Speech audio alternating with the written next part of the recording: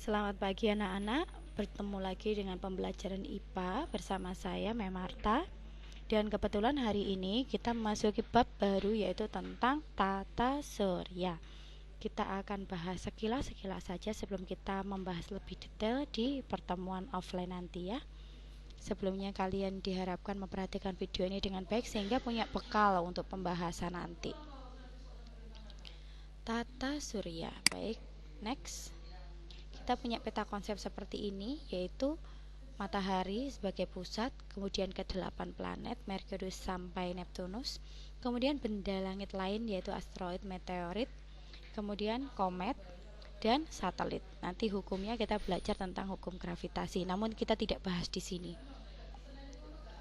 Apa itu tata surya? Tata surya adalah kumpulan benda langit yang terdiri dari sebuah bintang yang disebut matahari sebagai pusat dari semua objek yang terikat oleh gaya gravitasinya, yaitu isinya ke-8 planet beserta satelitnya termasuk asteroid, komet, dan meteoroid. Nah, di sini planet sendiri adalah disebut sebagai planet jika mengorbit matahari. Nah, planet itu mempunyai ciri. Ciri yang pertama bentuknya relatif bulat dan berevolusi terhadap matahari. Kemudian di sekitar orbitnya itu bersih dari benda-benda langit yang lain. Kemudian mempunyai cukup gravitasi sendiri. Nah, di sini kita akan bahas ke-8 planet secara singkat, yaitu yang pertama tentang planet Merkurius. Nah, di sini planet Merkurius itu planet yang paling dekat dengan matahari, beserta planet terkecil di sini ya. Jaraknya karena dekat, jaraknya cuma 57,9 juta kilometer. Kemudian Merkurius itu permukaannya berbatu, warnanya abu-abu, dan permukaannya padat tertutup kawah-kawah. Nah, itu sekilas tentang Merkurius. Planet yang kedua yang terdekat dengan matahari yaitu Venus. Di sini Venus itu merupakan planet terpanas di tata surya. Kemudian karena dia panasnya karena dipicu oleh sebagian besar permukaannya terdiri dari daratan vulkanik. Venus sering dikira bintang karena saking panasnya jadi seperti nampak bercahaya dan bisa dilihat dari bumi. Kemudian tekanan di dalam planet Venus itu cukup ekstrim, 90 kali lebih tinggi dari bumi. Planet selanjutnya adalah planet Mars. Di sini planet merah. Planet merah dekat dengan bumi, atmosfernya tipis, punya gunung tertinggi di tata surya, dan tidak memiliki sumber air. Untuk bumi, kita semua adalah penghuni bumi, tidak asing planet ini bagi kita. Bentuknya bulat. Planet ketiga paling dekat dengan matahari, banyak air dan oksigen, ada atmosfer yang menunjang untuk hidup atau kehidupan. Jupiter adalah planet terbesar di antara semua planet di tata surya ini, tapi besarnya itu dia berupa gas ya. Jadi planet ini planet raksasa tapi gas. Sebenarnya dia memiliki 3 cincin tapi sulit dilihat karena tipis ya. Kemudian di planet ini ada bintik besar warna merah. Nah, bintik besar ini apa? Ini adalah badai bertekanan tinggi ya, yang dari awal sampai sekarang belum pernah berhenti. Jadi bintik merah ini adalah badai. Nah, selama satu harinya Jupiter berputar setiap 10 jam. Untuk Saturnus merupakan planet cincin. Cincinnya sangat kelihatan karena banyak lapisan cincin dan cukup tebal ya. Dia merupakan planet terbesar kedua. Kemudian di sini intinya besar sekali dan suhunya sangat panas. Umpama Saturnus ini bisa diletakkan di air, planet ini mungkin bisa mengapung ya karena sangat ringan. Kemudian mempunyai salah satu satelit alaminya yang disebut Titan, memiliki atmosfer yang kaya akan nitrogen dan yang kompleks dan padat. Uranus, planet ketujuh, planet terbesar ketiga setelah Jupiter Saturnus, ada cincin-cincin sangat gelap tapi juga tipis. Oleh karena itu cincin Uranus hampir tidak terlihat.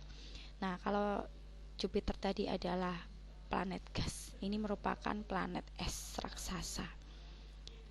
Karena letaknya jauh dari matahari, Uranus baru mengalami 2 kali revolusi, jadi 2 kali muter dari matahari. Rotasinya sama dengan Venus. Untuk Neptunus, lokasinya sangat jauh, Dia sama seperti Jupiter, yaitu raksasa gas padat. Gravitasinya hampir sama dengan bumi. Nah, tapi di sini ada fakta unik bahwa salah satu satelit alaminya yang bernama Triton itu dulunya merupakan benda langit biasa. Namun karena letaknya dekat dengan Neptunus sehingga dia dipaksa untuk masuk ke orbitnya Neptunus, dipaksa menjadi satelit alaminya Neptunus. Neptunus mudah dikenali karena planetnya berwarna biru, namun tetap sulit dilihat dari bumi karena letaknya yang jauh. Pertanyaannya, mengapa Pluto tidak masuk ke jajaran planet di tata surya? Nah, tadi sudah dijelaskan bahwa syarat planet 1 mengorbit matahari. Oke, Pluto mengorbit matahari. 2, berukuran cukup besar dan bentuknya bulat. Oke, Pluto bentuknya bulat, berukuran cukup besar. 3, memiliki orbit yang jelas dan bersih. Tidak ada benda langit lain yang di orbit tersebut. Nah, ini masalahnya. Syarat ketiga ini tidak dimiliki oleh Pluto. Mengapa? Karena Pluto itu letaknya di Transneptunus, yaitu di luar Neptunus. Di luar Neptunus atau setelah Neptunus itu terdapat sabuk Kuiper.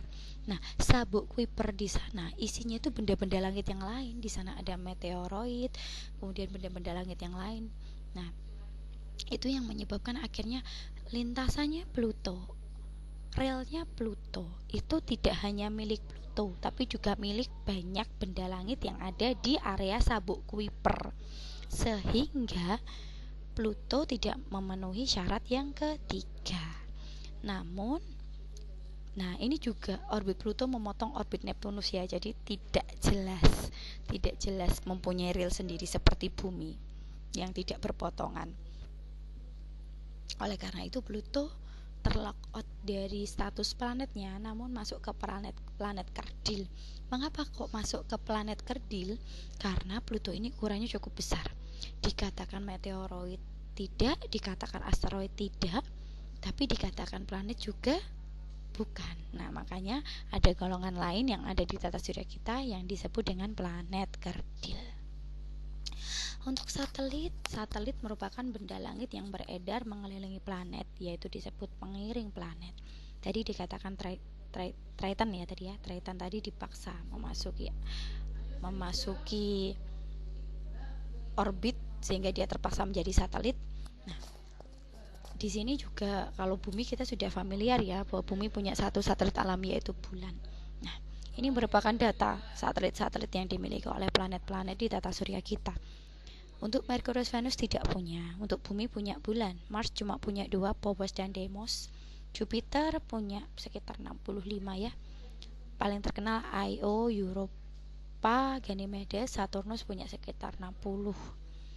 Paling besar Titan, Uranus punya sekitar 30, Titania dan Neptunus sekitar berapa ini ya?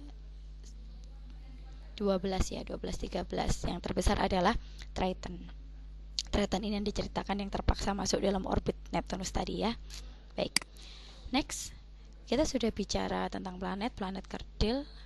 Nah, kemudian kita belajar tentang asteroid ya. Asteroid itu bukan planet ya, tapi benda-benda langit kecil yang jumlahnya puluhan ribu yang dia juga mengorbit. Nah, cuma ini ada yang spesial. Asteroid itu seperti punya geng, punya rel, punya orbit yang dipakai bersama-sama dengan ratusan ribu jutaan asteroid yang lain. Berada di mana itu? Relnya berada di antara Mars dan Jupiter. Nah, yang unik di asteroid, di sabuk asteroid yang berada di antara Mars dan Jupiter itu ada salah satu asteroid yang paling besar yang masuk dalam kategori planet kerdil, yaitu Ceres. Nah, Ceres ini juga menemani Pluto, statusnya sebagai planet kerdil. Nah, seperti alasan yang awal kenapa Ceres bukan planet tapi kenapa bukan asteroid. Kalau asteroid dia terlalu besar, tapi kalau planet orbitnya tidak bersih, itu alasannya.